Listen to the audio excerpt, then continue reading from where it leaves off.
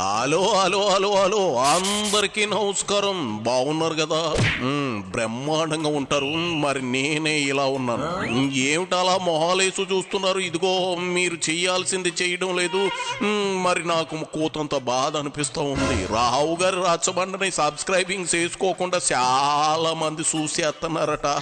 మరి యూట్యూబ్ బాబాయ్ ఉత్తరాల మీద ఉత్తరాలు రాసేస్తున్నాడు. మరి మీరు సబ్స్క్రైబ్ ఎవరైతే చేసుకోలేదో వాళ్ళు సబ్స్క్రైబ్ చేసుకుని ఇదిగో ఈ వీడియోకి ఒక లైక్ ఇచ్చే పనిలో మీరు ఉండండి. మన రావు గారి రచ్చబండలోకి ఎవరు వచ్చారు చూసే పనిలో నేను ఉంటాను. ఎవరు బాబు? ఓహో, నోట్లో వేలు పెట్టినా కొరకలేని ఓ అమాయకుడు ఓ చల్లని సాయంత్రం వేళ ఏకంగా చెయ్యే తినేశాడట. ఇది ఎవరి గురించి చెబుతున్నాడో మీకు ఈ పాటికే అర్థమై ఉంటుంది. 7-10 వయసులోనూ తన వాడి వేడి తగ్గలేదని నిరూపించుకున్న అపర మన్మధుడు విజయసాయి రెడ్డి ఉరాఫ్ సూటికేసుల రెడ్డి గురించి చెబుతున్నాను. ఓ వైపు చేయకూడని చెత్త పనులు చేసి ఇదేంటి అని అడిగినందుకు రివర్స్ టెండరింగ్ చేస్తా ఉన్నాడు. ఇదిగో ముసలి గుంటనక్క. ఇది నా పిలుపు కాదయ్యో సాయిరెడ్డి, మన పిల్లకాయలు ఈ మధ్య నిన్ను అలాగే పిలుస్తూ ఉన్నారు. అందుకే నేను కొత్తగా ఉంటుందని ట్రై చేశా. ఏం చేతగా ఉందా? ఓకే, నీకు ఇష్టం వచ్చినట్లే పిలుస్తాలే. అది సరే, ఏంది ఆ మిథున్ రెడ్డిని అంటేసుకుని వచ్చావు? ఏంది కదా? ఒక పార్లమెంటు సభ్యునికే ప్రజాప్రతినిధికే సేఫ్టీ సెక్యూరిటీ లేనటువంటి రాష్ట్రం ఏదైనా ఉందని అంటే ఈ దేశంలో ఆంధ్ర రాష్ట్రం మాత్రమే. అది తెలుగుదేశం పార్టీ పరిపాలన. గతంలో ఎప్పుడూ ఇలా జరగలేదు. మా 5 సంవత్సరాల పాలనలో ఇలా ప్రజాప్రతినిధుల మీద రాళ్ళు వేయడం, వాళ్ళని ఒక ఇంట్లో మామూలుగా చర్చలకు వెళితే, పరామర్శకు వెళితే ఈ రకంగా రాళ్ళు వేసి ఒక గ్రూపుగా ఒక 400-500 మంది వచ్చి అటాక్ చేయడం అన్నటువంటిది గతంలో ఏ రోజు జరగల. సరే, అటాక్ చేశారు తెలుగుదేశం గుండాలు. అటాక్ చేసిన తర్వాత ఎవరైతే అటాక్ చేశారో వాళ్ళని వదిలేసి పోలీసులు మా మీద కేసులు పెట్టడం అన్నటువంటిది ఇంకా శోచనీయమైనటువంటి విషయం. ఇటువంటి రాష్ట్ర ప్రభుత్వం నిజంగా పరిపాలించేదానికి ఈ తెలుగుదేశం పార్టీ అర్హత ఉందా లేదా అన్నటువంటిది ప్రజలు నిర్ణయించాలి, కేంద్ర ప్రభుత్వం నిర్ణయించాలి, రాష్ట్రపతి గారు నిర్ణయించాలి. అబ్బో నిజమా? అయినా వైసీపీ వద్దు, కూటమి ముద్దు అని నిర్ణయించింది నువ్వనే ఆ ప్రజలే. ఇప్పుడు ఎన్డీఏ అధినేతగా ఉన్న ప్రధాని గారు ఆ కుర్చీలో కూర్చుంది కూడా మన ఏపీ ఎంపీల వాళ్ళే. ముందు అది గుర్తెట్టేసుకుని శకును మామ ఏంటి శాంతించినట్లేనా? వాంతులు అవి తగ్గాయా? పుల్లటి మామిడికాయలు నిమ్మకాయలు కొరికించు. నీకు ఇవన్నీ చెప్పాల్సిన పని లేదులే. దాంట్లో నువ్వు సిద్ధాస్తుడు అని ఈ మధ్యగా అందరికీ తెలిసిపోయింది. ఇంతేనా? ఇంకా ఏమైనా చెప్పేది ఉందా? అందుకే వైఎస్ఆర్ కాంగ్రెస్ పార్టీ ఈరోజు రాష్ట్రంలో రాష్ట్రపతి పాలన విధించాలి అన్నటువంటి విషయాన్ని మేము డిమాండ్ చేయడం జరిగింది. ఒక్క రాష్ట్రంలో ఈ 45 రోజుల పరిపాలనలో తీసుకుంటే మొత్తం 490 ప్రభుత్వ భవనాలు, 560 ప్రైవేట్ ప్రాపర్టీసు అటాక్ చేశారు.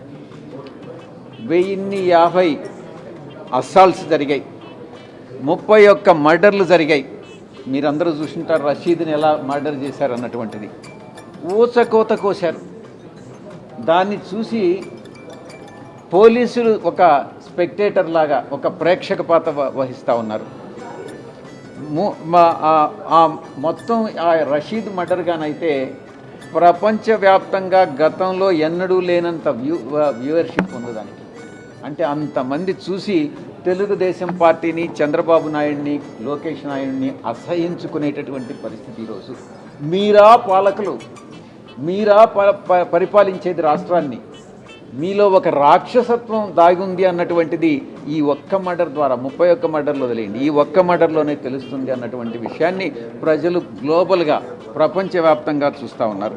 ఇదిగో సాయిరెడ్డి, నేను విషయం అడుగుతా సిగ్గు లేకుండా. అది సిగ్గుపడకుండా సమాధానం చెప్పు.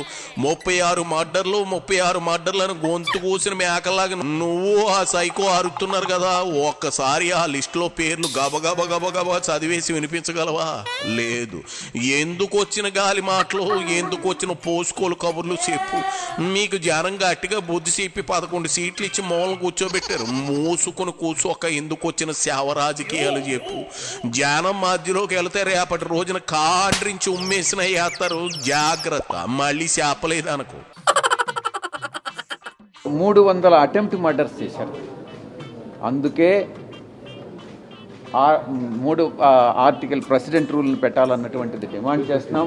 మా యొక్క పార్టీ అధ్యక్షులు శ్రీ జగన్మోహన్ రెడ్డి గారు ఆ కుటుంబాన్ని పరామర్శించడం జరిగింది. ఇక్కడికి ఢిల్లీ వచ్చి కేంద్ర ప్రభుత్వం మౌనం వహిస్తూ ఉంది కాబట్టి ఇక్కడికి వచ్చి మంగళవారం మధ్యాహ్నం వస్తారు.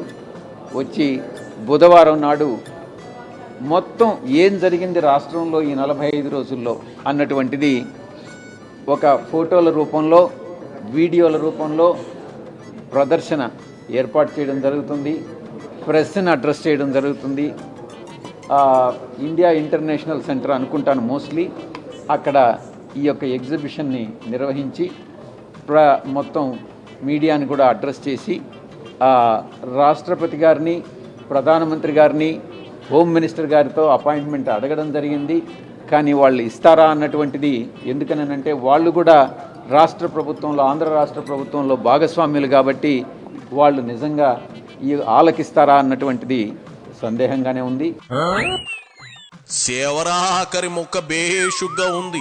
ఎప్పటికైనా నీకు ఆ విషయం తెలిసినందుకు చాలా సంతోషం. ఊరకే పబ్లిసిటీ అవ్వారాలు ఎందుకు చెప్పు. ఢిల్లీకి ఫ్లైట్ ఛార్జీలు బొక్క తప్ప ఒక్కడే అపాయింట్మెంట్ కూడా దొరకదు. అంచేత తాడేపల్లి ప్యాలెస్లో జగన్ రెడ్డిని తడుగుడ్డ వేసుకుని భోజోమని చెప్పు. నువ్వు ప్రశాంతంగా విశాఖలో శిలకొట్టులు కొట్టుకో. ఏంది బోధపడిందా?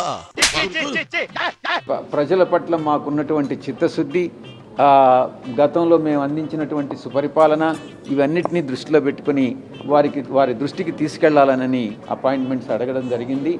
తప్పకుండా వైఎస్ఆర్ కాంగ్రెస్ పార్టీ ప్రజల కోసం పోరాడుతుంది.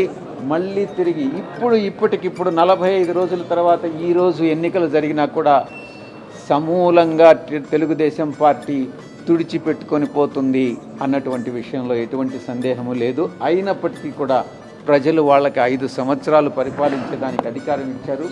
మేము ఒక కన్స్ట్రక్టివ్ అపోజిషన్ రోల్ని మేము ప్లే చేస్తున్నాం. నువ్వు మాట్లాడిన దాంట్లో 2 తాపులున్నాయి శకును మావ. ఒకటి, ప్రజలకు సుపరిపాలన అందించావన్నావు. నువ్వు శాంతితో సుఖ సంసారం చేసినంత మాత్రాన సుపరిపాలన అనుకుంటే ఎట్ట?